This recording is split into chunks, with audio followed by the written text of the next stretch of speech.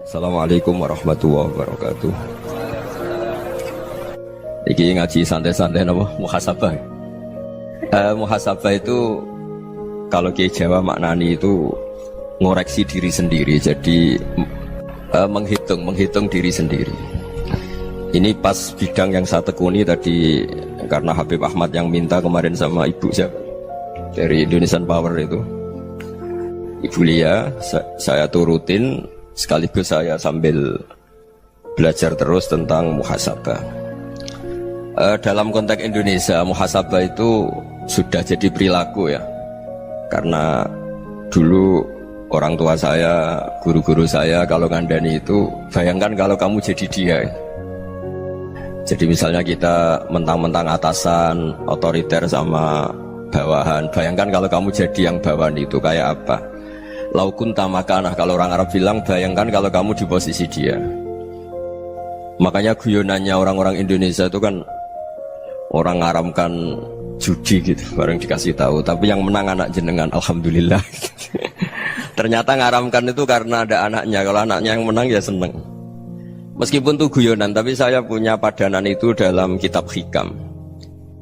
Nabi Ibrahim itu Khalilur Rahman, tentu bencinya minta ampun sama yang namanya maksiat. Suatu saat beliau diterbangkan di alam malakut. Itu kalau di hikam saya halaman 15 juga. Saya masih ingat betul. Mungkin kalau Anda beda halaman karena beda cetakan. Setelah diterbangkan di alam malakut, diperlihatkan sama Allah. Ada orang pezina, ada orang syaribul khomri, ada orang mabuk, ada orang macam-macam. Allah tanya sama Nabi Ibrahim, bagaimana pendapat kamu Ibrahim tentang mereka yang maksiat? Kata Nabi Ibrahim, ya Allah, habisi saja mereka. Mereka hidup di bumi engkau, makan rezeki engkau, kemudian mereka tidak taat sama engkau. Singkat cerita di fase itu, saya ulang lagi di fase itu, Allah nurutin sampai sekian peristiwa, mungkin 3 atau 4. Sudah, setelah sekian tahun Nabi Ibrahim lupa peristiwa itu, kemudian beliau diminta menyembelih anaknya. Ini versi kitab hikam. Memang versinya banyak tentang kenapa Nabi Ibrahim disuruh menyembelih anaknya. Ketika mau menyembelih anaknya, Nabi Ibrahim ragu. Huwa samratu fuadi, anak saya ini buah hati saya, kenapa engkau suruh menyembelih? Terus kata Allah, apa kamu tidak ingat ketika kamu saya angkat di alam malakut, kemudian kamu usul bunuh-bunuh, saya tidak mempertimbangkan usul Anda, tapi kenapa sekarang saya merintahkan kamu mikir? Gitu. Terus, ya karena ini anak saya ya Allah. Terus kata Allah, rumang samu wong sing bukan mata ini gak gawean kau sing gawe kowe enak wae usul mata ini. Sebenarnya saya yang bikin, kemudian Anda enak aja usul membunuh. Semenjak itu Nabi Ibrahim itu di eranya itu asfaqun nas, orang paling sayang sama manusia. Karena kadang kita keras itu ya kebetulan tuh udah anak kita, ada keluarga kita. Cara orang Jawa itu kan gitu ya, kalau ada perempuan terus macak yang macam-macam pakai sepeda motor cowok, terus wah itu luput suwuk, semoga-moga gini. Tapi setelah dikasih tahu, niku ponakane jenengan, semoga-moga selamat. Jadi jangan-jangan kemarin ahli ma'asi itu kebetulan tuh tidak keluarga kita. Kalau keluarga kita yang pernah salah pada kita, semangat kita mintakan maaf. Jangan-jangan kita didikte hukum sosial gitu. Jadi orang yang salah, kebetulan tuh orang yang menservis kita. Atau keluarga kita, atau orang dekat kita, jangan-jangan semangat kita mintakan ampun. Tapi kalau sama orang lain, kebetulan musuh kita semangatnya minta itu kena adab. Nah ini yang nggak boleh dalam Islam. Islam mengajarkan niru Rasulullah SAW, Nabi itu rahmatal lil alamin. Bahkan kemarin saya ngaji virtual sama beberapa habaib, ada Habib Ali Al-Jufri dari Mesir, ya. Ada Habib Alwi dari Kuitang, ada Habib Nabil Al-Musawa. Dari sekian habaib itu saya masih ingat diantaranya yang didawuhkan rahmatan lil alamin itu ketika Nabi adzahu qaumuh, disakiti oleh kaumnya, dan itu mereka masih kafir semua. Itu mereka dapat doanya Nabi, Allahumma hdi qaumi fa innahum la ya'lamun. Kayak apa baiknya Nabi, orang yang menyakiti, yang melukai, tapi Nabi masih berdoa, Allahumma hdi qaumi fa innahum la ya'lamun. Sayyidina Umar dapat doanya Nabi itu ya khina kana kafiran, ketika masih kafir didoakan, Allahumma aizzal Islam bi Umar. Itu ketika masih kafir. Itu pelajaran bagi kita bahwa yang sedang tidak cocok pun itu berdapat doa kita. Ya doa supaya kondisi kita baik, hari tambah baik. Karena agama ini Saya berkali-kali bilang limangka nayarjuwa wal yaumal akhir. Agama ini diperuntukkan bagi yang selalu punya harapan pada Allah Subhanahu wa taala. Saya cerita muhasabah ini tentang hubungan kita dengan Allah. Di Indonesia itu banyak orang fasik, banyak orang nakal. Ya di mana-mana orang nakal itu ya mayoritas, wa aksaruhum fasikun. Tapi berkahnya harapan.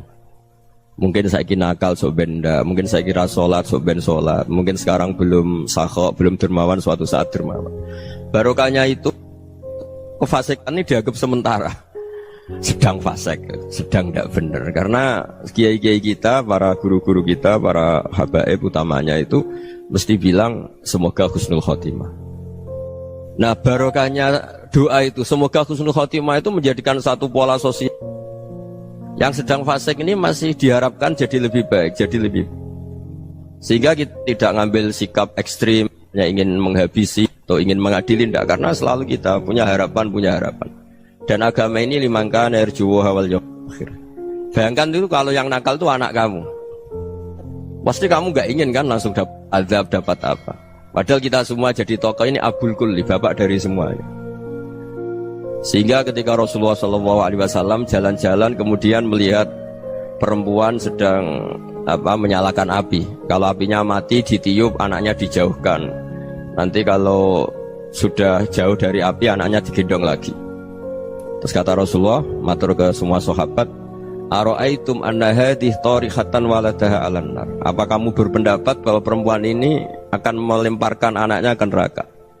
Tidak ya Rasulullah. Tidak akan seorang ibu melemparkan anaknya ke api. Terus kata Rasulullah, Allahu arhamu min hadih biwaladiha. Allah lebih rahman, lebih rahim dibanding orang tua ini kepada anaknya. Ini yang harus kita kenalkan terus, kita kampanyakan terus, supaya orang hubungannya dengan Allah itu nyaman, asik. Sehingga dengan demikian selalu ada harapan bahwa yang sedang nakal ini suatu saat tobat. Kita tidak boleh menghukumi pasti begini, pasti gini, itu tidak wilayah kita. Itu juga yang dicontohkan Rasulullah SAW. Secara lahir Nabi itu nggak berkenan sama Wahsy, karena Wahsy itu salahnya salah fatal karena membunuh ahabban nasi ila Rasulillah, yaitu membunuh Sayyid Hamzah. Jadi ketika Wahsy tobat, Nabi itu terima tobatnya. Dan ketika beliau dengan basariyahnya nggak siap ketemu Wahsy karena harus ingat Sayyid Hamzah, basariyahnya diturutin. Oke, kamu iman, saya turutin, tapi jangan sering ketemu saya. Karena kalau ketemu kamu, saya masih ingat sama paman saya, Sayyid Hamzah. Kita bisa ngelola seperti itu. Kita tidak cocok sama orang, bagaimanapun mereka umat Rasulullah SAW, kita tetap mencintai mereka. Misalnya kalau beda agama, mereka sama-sama orang Indonesia, kita mencintai mereka atas nama warga Indonesia. Tapi kalau misalnya potongannya ora cocok, beda kultur, bawaannya itu mangkelno cara Jawa, ya bisa diilmoni, jangan ketemu. Wong sudah tidak cocok, ingin ketemu nyari solusi, roh ini tok seneng itu kan ya repot gitu. Ya sudah kalau nggak pati cocok ya jangan sering ketemu. Dan itu kita bisa memanage seperti itu tuh bisa. Saya berkali-kali cerita tentang Imam Syafi'i. Kalau dikasih tahu ya Imam Abu Abdillah, panggilannya Imam Syafi'i, tetangga anda ini ternyata banyak yang nggak senang anda. Jawabnya beliau senang. Ya bagus kalau nggak senang saya, ndak utang saya katanya. Jadi gara-gara saman seneng aku ngatur aku ini kan. Dan mungkin saman rasa seneng kan ya enak. Jadi hidup itu dianggap happy. Kalau seneng ya teman silaturahim, kalau nggak seneng ya nggak bakal utang gitu. Baru kayak rasa seneng itu nggak ganggu. Gitu. Jadi dulu itu orang bisa ngelola seneng tidak seneng itu bisa. Karena ada kearifan hubungan dengan Allah Subhanahu wa taala. Hidupnya selesai karena masyghul bi dzikrillah, mereka sibuk dengan Allah. Makanya kata ulama-ulama tasawuf, kamu jangan melihat manusia perilakunya, tapi kamu juga harus ingat yang gerakkan semua itu Allah Subhanahu wa taala. Dengan demikian kita farah, kita senang. Makanya Nabi kalau ngutus Anas bin Malik kemudian nggak kesampaian yang diinginkan karena Anas main. Ketika garwa-garwani Nabi agak tersinggung, Nabi andaikan Allah menghendaki yang saya inginkan kesampaian, pasti itu kesampaian. Jadi dianggap kegagalan Anas gak manggil yang dituju Nabi itu ya kersane Allah, ya enteng saja. Sayyidina Ali lebih parah lagi yang dialamin. Itu dalam beliau kalau dipanggil itu gak cepet-cepet ke sana. Ketika ditanya, kenapa kamu tak panggil gak cepet ke saya? Amin tu ukubatak, karena aku tahu engkau orang baik. Orang baik itu pemaaf. Jadi makanya orang-orang soleh dulu itu bodoni itu. Makanya sekarang kalau ada orang bodoni itu mesti dibidik orang soleh. Kalau orang-orang soleh itu kakean husnudzon lagi sering dibodonin. Abdullah bin Umar itu masyhur itu. Kalau ada budaknya sering sholat, sergap sholat itu dimerdekakan. Akhirnya enggak sholat-sholat pun pura-pura sholat. Akhirnya juga dimerdekakan. Ketika ditanya, kenapa engkau merdekakan? Padahal mereka sholatnya menipu engkau, kata pembisik-pembisik itu. Man khoda'ana lillah in khoda'na lah. Dia nipu atas nama Allah, berarti saat tertipu juga atas nama Allah. Enggak masalah dong, semuanya demi Allah Subhanahu wa ta'ala. Jadi ketika kita ketemu mensifati Allah Ta'ala itu ghafir, Allah pemaaf. Jangan kamu enggak fair untuk diri kamu nyifati Allah ghafir, pada orang lain Allah kamu sifati syadidul iqab. Jadi Allah kamu atur, kayak MC tadi ngatur saya. Jadi Allah itu apa? Kalau pada saya ghafir, kalau pada musuh saya syadidul iqab. Itu enggak fair. Kalau Anda punya harapan kepada Allah karena Allah Rahman Rahim, Allah ghafir, sebenarnya Allah pada musuh kita ya bisa saja Allah ghafir, bisa saja Allah Rahman Rahim. Sehingga kita melihat orang lain yang kita tidak cocok itu ya enteng saja. Itu min ummati Rasulillah sing tanaluhu syafa'atu, tanaluhu sa'atu rahmati, tanaluhu fair. Jangan dengan kita kayak mesti dapat rahmat. Jangan orang lain kayak Allah pasti syadidul iqab. Itu tidak boleh. Sehingga ketika ada orang Badui, singkat cerita orang Badui ini kencing di masjid, semua sahabat membentak dia. Yang enggak bentak hanya Nabi tok. Saking mangkelnya orang ini karena semua sahabat bentak kecuali Nabi. Setelah dibenarin Nabi, terus Nabi nyuruh sobu ali dhanuban min ma'in. Setelah disucikan masjid itu, dia berdoa keras sekali. Allahumma arhamni wa Muhammadan wa la tarham ma'ana ahadan. Ya Allah, yang berhak dapat rahmatmu hanya saya dan Nabi Muhammad, yang lainnya jangan gitu. Karena yang lainnya itu jengkelin, gitu aja saya salah dimarah-marahin gitu. Jadi kalau kamu doa terbatas ya kayak orang Bedui ini, kayak orang Arabi. Apa kata Nabi? Laqad tahajjarta wasi'an. Allah yang rahmatnya luas menjadi kamu sempitkan. Karena kamu mau atur Allah hanya Rahman pada Indonesian Power, pada NU, pada kita, yang orang lain gak perlu dapat. Itu kan kasihan Islam, karena Islam terus gak dimiliki semua orang. Allah gak dimiliki semua orang, Rasulullah gak dimiliki semua orang, karena dipek NU, dipek ormas tertentu, dipek, gak boleh seperti itu. Gak boleh takhasyar tawasian, kata Nabi, gak boleh mempersempit zat yang rahmatnya itu luas. Ini semoga etika ini kita pakai di Indonesia. Yang sedang fase kita harapkan lebih baik. Yang sedang nggak dapat hidayah kita doakan dapat apa? Hidayah. Masyhur kan, makanya tadi saya mohon sama Habib Ali supaya Habib Ahmad supaya tetap mahalul qiyam, tabaruk sama Habib Ali. Di antara doa-doa di Simtud Duror masyhur itu antuqa bilal mudhniba minnah bil ghufran wal musi'a bil ihsan. Jadi harapannya para habaib, para orang-orang baik dulu ya, semoga yang dosa itu dimaafkan, yang sedang salah dibuka, bikin lebih baik. Nabi itu tugasnya juga gitu. Wastaghfir li dzambika walil mu'minina wal mu'minat. Nabi itu tugasnya juga memintakan ampun yang sedang salah. Nah ini cobalah jadi etika kita, muhasabah kita. Jadi muhasabah itu cara berpikir kita set, kita pikir ulang. Ternyata semangatnya seorang Nabi itu wastaghfir li dzambika walil mu'minun. Semangatnya itu memintakan ampun. Orang ahli tafsir tahu semua kalau Nabi itu tidak mungkin dosa. Jadi itu khitabun Nabi wa urida bihi ummatu, itu khitab Nabi, tapi yang dimaksud itu umatnya, karena Nabi tidak akan mengalami dzambun, tidak akan mengalami dosa. Sekarang enggak, kadang-kadang kita ini kalau orang lain salah itu semangat. Kalau di perusahaan ada teman salah, apalagi pimpinan salah itu seneng, barokahnya salah bisa ganti kan gitu. Ya jadi kalau mungkin di dunia tokoh juga gitu, barokahnya ada tokoh salah, kita yang jadi populer sendiri, tidak boleh seperti itu. Kita harus salimus sodri di jami'il muslimin. Jadi ini harus dilatih. Saya tadi matur sama Habib Ahmad, latihan kita jadi hidup. Nabi itu kalau resep jadi wali itu kata Nabi gampang. Kata Nabi, kalau kamu ingin disenangin Allah, ya sudah. Kalau kamu asbahta wa amseta gini-gini, perasaan kamu, kata Nabi, jangan punya perasaan ghil sama orang muslimin. Itu sudah wadzalika min sunnati. Makanya Nabi ngendikan la yablughni ahadun an ahadin syai'an. Ada yang baca la yuballighni ahadun an ahadin syai'an. Seseorang jangan melaporkan ke saya tentang salahnya yang lain. Fa inni akhruju ilaikum wa ana salimus sadri. Karena saya ingin ketemu sampean semua dalam keadaan salimus sadri, tidak punya perasaan apa-apa. Karena kalau nurutin membisik, nurutin informasi itu ya repot, karena orang pasti sepihak. Ada kiai yang top datang ke kampung-kampung ning desa-desa, kata yang seneng itu punya akhlak. Wah itu bagus orang besar datang ke kampung-kampung. Kata yang nggak seneng, Oh itu jobnya kayak kecil kok diambil, itu kan ya kasihan itu kan sudut pandang. Makanya saya sering bilang akal kita ini cukup untuk mentasdik Rasulullah SAW. Meskipun perasaan kita kadang orang Jawa itu beda. Saya berkali-kali bilang sama peneliti dari Jogja, kenapa sih Gus para nabi itu kok poligami istrinya banyak? Nabi Dawud katanya itu berapa? Nabi Sulaiman malah jumlahnya agak terbatas ini. Nabi Muhammad itu paling sedikit. Saya tanya gini, perempuan itu orang lemah, jadi kalau nolong orang satu gimana baik, kalau nolong orang dua ya lebih baik, ya sudah kira-kira seperti itu. Paling tidak akal kita masih tahu kalau orang baik itu kan mesti baik, nolong orang satu baik, nolong orang dua ya lebih baik, nolong orang tiga lebih baik. Tapi kalau kamu orang nggak baik, satu saja kamu terlantarin, kamu miskinkan, kamu ya tinggal diukur kan. Kalau orang baik nambah baik, tapi kalau orang buruk tambah buruk. Nah itu akal kita bisa menganalisis kenapa sih nikah itu ada yang poligami, ada yang enggak. Sudah ukur saja diri kamu. Misalnya kayak saya elek keriting, rabi terus, memperbanyak wong elek, orang perilaku netok, raine dadi elek kabeh.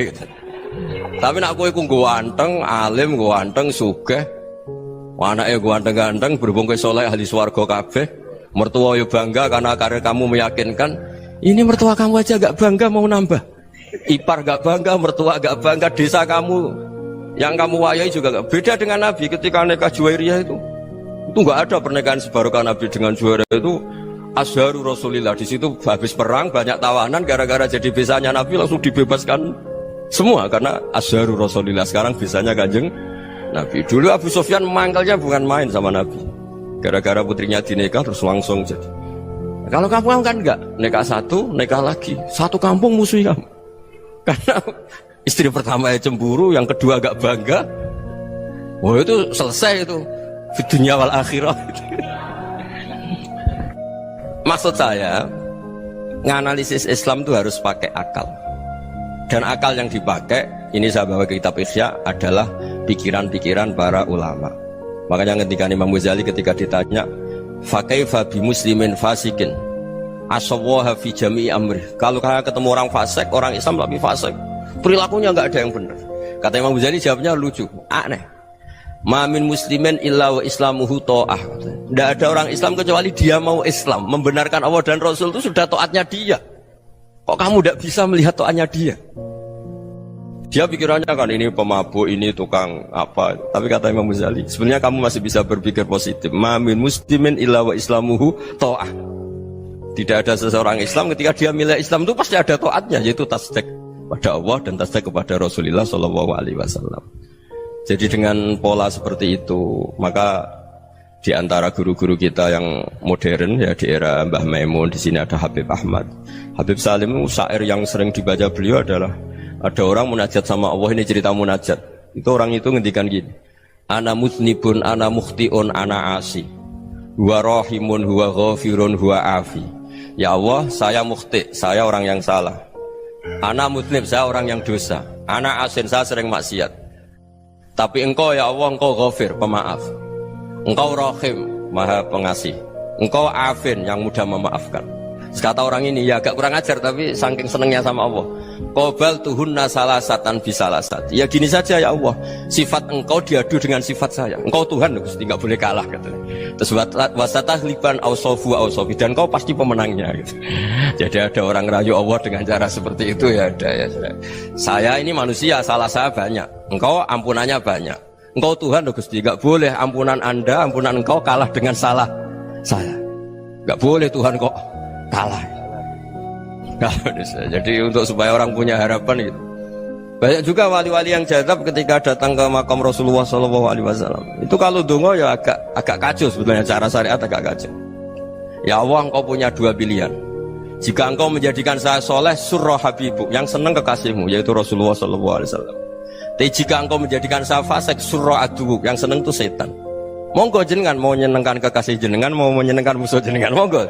Jenengan bebas kok memilih. Mestinya Allah ya senang menyenangkan kekasihnya. Jadi ya, intinya Allah dipaksa untuk menjadikan dia orang soleh gitu. Jadi kayak kemarin itu Pak Gus siapa yang kesini itu. kuliah ke sini itu sama Habib Ahmad. Saya pertama nggak mau, lama-lama Habib Ahmad. Ini gimana Gus? Orang taunya saya dekat jenengan, kalau nggak kasil saya waduh. Ini kayak doanya wali yang tadi. Nggak punya pilihan, nggak ada pilihan. Jadi saya mohon muhasabah itu dimulai cara berpikir. Makanya di sini sebetulnya tag ini supaya dapat barokahnya Ihya. Ini kitab yang disenangi para habaib, para ulama. Sebetulnya tag di muhasabah itu redaksinya gini ya, yang lengkap. Hasibu anfusakum qabla an tuhasabu wazinuha qabla an tuzanu wa tahayya'u lil ardil akbar. Jadi ada kata wazinu, jadi ukur. Perilaku Anda ini diukur, ditakar. Misalnya kita sebagai suami kan ya punya hal-hal yang kita tidak ideal. Corong Jawa mesti pesek, cara rezeki ya pas-pasan. Dan kita juga kalau makanya agak boleh tanya istri begini, apa saat cinta pertama Anda? Pasti Anda kecewa. Orang jadi istri hanya korban terakhir itu. Sudah. Karena orang kalau ngelamar kemana-mana gak jadi, yang jadi istri itu pasti korban terakhir itu. Jarang istri pilihan pertama, jarang. Ayo semua yang nikah. Rata-rata itu pilihan Anda pertama Pak, dari sekian ditolak di mana-mana terus. Ya perempuan terakhir. Kamu juga korban terakhir gitu. Itu wali-wali dulu kalau ngandani kita itu sederhana. Antal ini masyhur diceritakan Habib Zain bin Semit dalam kitab Al-Manhajus Sawi. Antalam tajid min nafsika kullama turid. Fa kaifa turidu min ghairika kullama turid.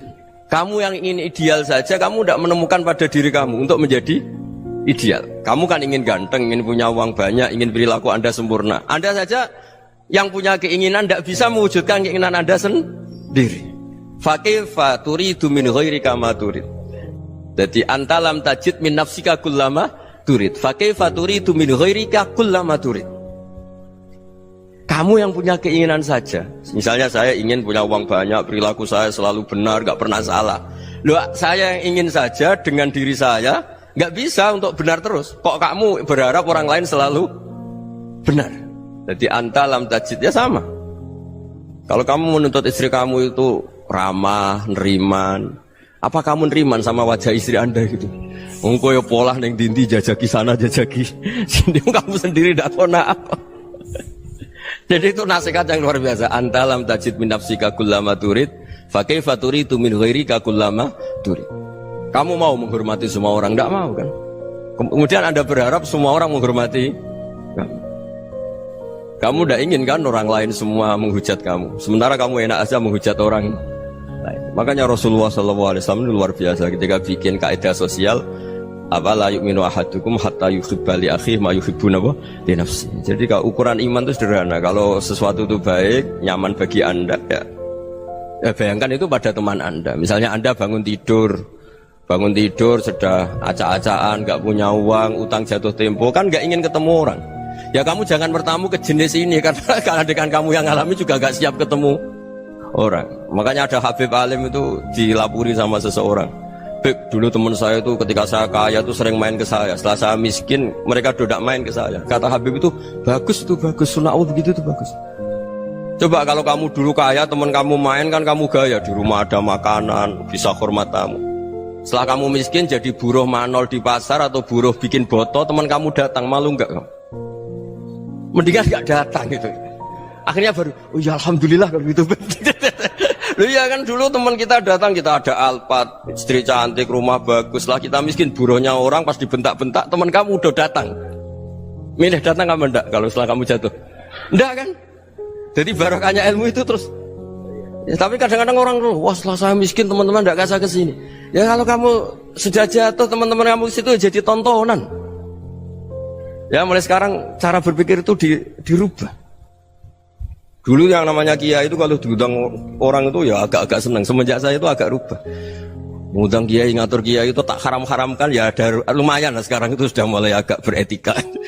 Dulu itu ngundang tuh tanggalnya ditentukan, jamnya ditentukan, enggak mikir apa kiai saat itu nganggur, enggak.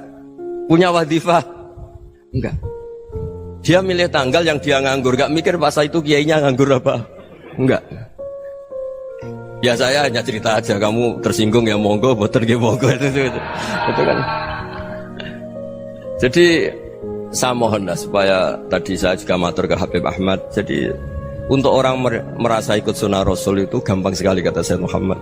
Dulu Nabi berpakaian ala daerahnya. Kalau mikot ya pakai mikotu baladi. Karena Nabi orang Madinah dan beliau berdomisili di Madinah, ya misalnya mikotnya dari Bir Ali misalnya. Tapi kalau Anda orang kawasan Tanim mau umrah ya dari Tanim. Misalnya kawasan Jirona ya dari Jirona. Artinya apa? Kamu ngambil mikot karena Nabi mikot misalnya dari Bir Ali, bukan berarti kamu harus seperti Nabi di Bir Ali, kamu orang Mekah, misalnya kamu orang Tanim, orang ya harus dari mikot itu apa? Baladi. Sama, makanya di fikih-fikih itu kalau tahnik anak, Nabi orang Arab, halawiyatnya kurma ya kurma. Kalau orang Jawa sedegan, semua bodoh-bodoh. Ya, bodoh-bodoh manis. Jadi ini tabaruk sama Sayyid Muhammad, ini ada murid beliau, Habib Ahmad, saya baca. Supaya orang itu merasa ikut Nabi itu gampang sekali. Ini saya baca ya di halaman tadi disaksikan Habib Ahmad 433 di kitab apa begini? Manhajus Salaf fi Fahmin Nusus. Itu kata Sayyid Muhammad, wa kanat sunnatu Rasulillah annahu yat'amu ma yajiduhu fi ardi wa yalbasu ma yajidu wa yarkabu ma yajidu mimma abahu Allah taala. Faman istamala ma yajiduhu fi ardi fa huwa al-muttabi' lis sunnah. Kama anau hajjal baita min madinati, faman hajjal baita min madinati nafsih fa huwa al-muttabi' li sunnah wa illam takun hadhil madinatu tilka. Jadi intinya misalnya Nabi dulu itu ngasih sedekah kepada fakir miskin ya pakai dinar, dirham. Ya kalau orang misalnya sedekah pakai rupiah ya sudah ikut sunnah Nabi. Jangan lu Nabi pakai dinar loh, kamu kok pakai rupiah. Dulu dinarnya Nabi udah ada tulisannya Bank Indonesia, kamu kok ada tulisannya Bank. Ya udah ada seperti itu. Ya jadi misalnya Nabi sedekah pakai tamar atau pakai al-aqid, ya kita pakai beras, pakai apa, supaya orang tuh bahwa Rasulullah itu milik kafatal linnas, milik semuanya, sehingga merasa ikut sunnah Nabi itu ya semuanya. Makanya dulu Mbah Mun kalau motivasi saya supaya bombong, kalau orang Jawa bilang bombong, wong Jawa mesti ono wong alim. Beliau menyontohkan mas itu Mbah Fadol, Senori, Mbah Ihsan Jambes, itu bisa ngarang-ngarang kitab luar biasa, padahal beliau bukan orang Arab. Imam Sibawai itu orang Persia, Imam Ghazali orang Tus itu juga ikut Persia. Kata Mbah Mun, wong sing ora Arab lah mesti untuk jatah alim kata beliau, karena Nabi itu diutus kafatal linnas. Nanti kalau orang yang alim itu Arab tok, berarti tidak ada perwakilan dari Afrika, dari Asia Tenggara, dari mana-mana. Makanya karena Nabi statusnya itu kafatal linnas. Jadi kita harus bangga sebagai Muslim, sebagai orang Indonesia, karena misalnya Wali Kutub dulu terkenalnya hanya ada di Yaman, di mana. Ternyata pernah ada juga di Indonesia, dan seperti Habib Abu Bakar Segaf Gresik. Jadi ya akhirnya kan tetap orang Indonesia, meskipun beliau zuriyah Rasul kan ya sudah orang apa? Orang Indonesia. Zuriyahnya Habib Ali Sentuduror sekarang di Solo. Jadi Indonesia juga dapat Alawin banyak, dari Sadatin Alawin juga banyak. Jadi saya mohon barokahnya ngaji seperti ini. Melihat orang lain tuh gampang, bayangkan tuh kalau anak kamu. Makanya Nabi, nanti kalau nggak percaya lihat di Hikam nomor 15 di kitab saya itu. Di situ dijelaskan oleh Hikam, jangan-jangan semangat Anda pada orang yang maksiat, pada orang yang keliru supaya dihukum itu karena kebetulan itu udah anak Anda, itu udah keluarga Anda. Coba kalau itu keluarga Anda. Makanya kalau saya guyonan di Jogja itu, ada pembantu mecahkan piring terus dimarahi majikannya, saya mesti guyon gitu, pasti itu pembantunya tidak cantik. Kok bisa Gus? Andai kan cantik dan kamu senang mecahno piring satu, piring 1000 ra iso ngamuk kowe. Ternyata ngamuknya tuh karena mecahkan piring apa karena plus tidak cantik? Coba jawab para lelaki nih. Kamu marah sama orang maksiat tuh karena maksiat, karena plus itu udah anak Anda. Bayangkan kalau itu anak Anda. Itu hebatnya Rasulullah SAW. Karena kita yang salah pun kadung umatnya, Nabi tetap ngasih fasilitas syafaati li ahlil kabair min ummati. Kayak apa baiknya Nabi? Nggak ikut maksiat tapi ikut fasilitasi ngasih syafaat. Loh kalau li ahlil ibadah kan wajar, Nabi ketika ini syafaati li ahlil kabair min ummati. Ya karena tadi logika yang dibangun Rasulullah itu logika yang luar biasa. Kita semangat orang lain kena hukuman itu karena kita tidak punya rofah, tidak punya rohmah.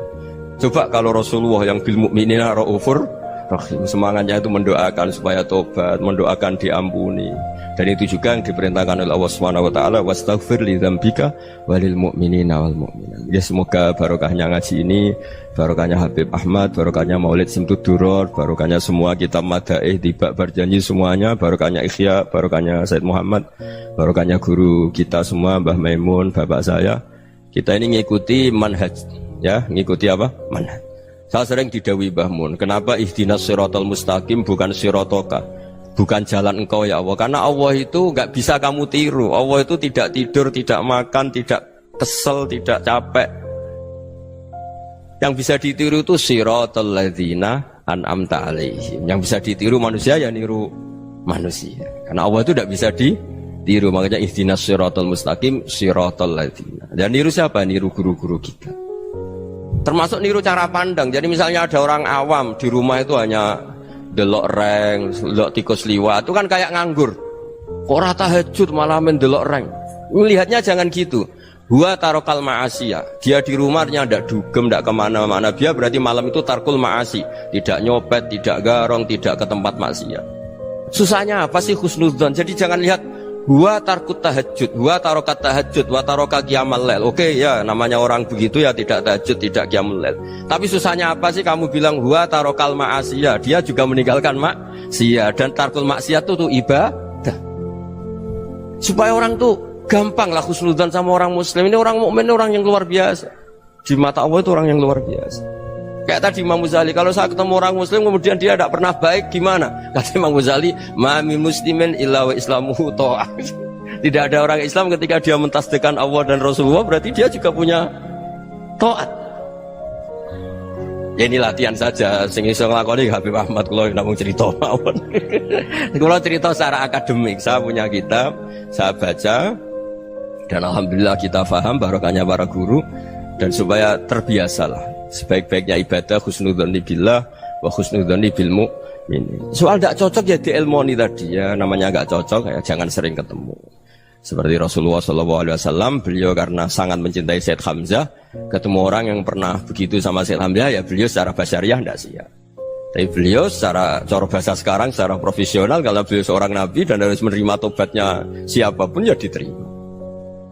Saya meskipun dengan A, B gak cocok karena dia begini-begini sama saya, tapi saya ingat dia sholat, dia baca sholawat, dia mencintai Rasulullah, ya kita hormat. Ya soal gak cocok ya di manage tadi ya, zurhiban tasdid huban. Kalau gak pati cocok ya jangan sering ketemu, bawaannya enak nanti. jadi ya semuanya itu diilmoni lah. Makanya ngendikane Ma'ruf Al-Qurhi ada yang baca Al-Kharqi, mangqala fil yaumi salasa marrat wa marham umat Muhammad kutiba minal abdal. Karena semangat mencintai siapapun satu hari sering baca marham umat Muhammad wa ma asli umat Muhammad wa ma tajawaz an umati Muhammad, itu mesti kutiba minal abdal. Dia pasti termasuk wali abdal. Maksudnya semangat mencintai ya dilatih lah. Misalnya Indonesia Power atau PLN, andai kan tidak ada PLN tuh kayak apa? Orang nggak bisa ngaji, nggak bisa aktivitas. Ya barokahnya ada PLN, barokahnya jasanya. Kita sadar, tidak semua kebaikan kita ini memenuhi keinginan orang banyak. Gitu. Orang banyak ingin listrik, ingin saluran apa, dan itu kadang yang mewujudkan orang lain atau kelompok lain. Ya karena itu manfaat ke orang lain ya kita doakan. Karena khairunas anfa'uhum linnas. Sehingga kita terbiasalah ngakui orang lain. Seperti semangatnya Rasulullah SAW, semuanya itu didoakan, semuanya diinginkan kebaikannya. Bahkan Nabi gak putus asa sampai di akhirat. Ketika Nabi lain sudah putus asa karena sudah akhirat, sampai dimintai syafaat semuanya bilang nafsi, nafsi. Karena merasa semuanya gak punya nyali di depan Allah. Karena ini sudah akhirat, sudah finish. Tapi apa Rasulullah? Analah. Ya sudah, saya sanggup mensyafaati kalian. Terus kata Nabi, fa'atiyal arsya. Saya mendatangi aras fa'akhirru lahu sajidan, saya sujud wa ahmaduhu bima hamida 'allamaniha rabbi. Kemudian saya tetap muji Allah dengan pujian yang terus menerus. Padahal sudah di akhirat, sudah finish. Nabi dimintai syafaat masih sanggup karena Nabi tahu akhirat tidak bisa mendikte Allah, tidak bisa. Allah terus bilang, "Ya Allah, ini akhirat loh, engkau sudah tidak boleh mensyafaat." Tidak bisa. Allah tidak bisa diganggu akhirat. Allah tidak boleh dibatalkan rahmannya oleh akhirat. Allah tetap Rahman Rahim abadal abad. Dan Nabi tahu itu. Makanya kata para ulama, fa Muhammadun ahmadu min ghairihi. Jadi Nabi Muhammad namanya dua, yang terkenal. Sebenarnya banyak yang terkenal dua, Muhammad sama Ahmad. Ketika Nabi punya nyali memuji Allah di akhir akhirat atau sudah di akhirat itu fa Muhammadun ahmadu min ghairi. Ketika Nabi lain sudah tidak punya nyali muji Allah karena sudah akhirat, Nabi Muhammad tetap berani muji Allah di saat seperti itu. Makanya ahmadu di situ kata ulama itu af'al tafdil, fa Muhammadun ahmadu min ghairi.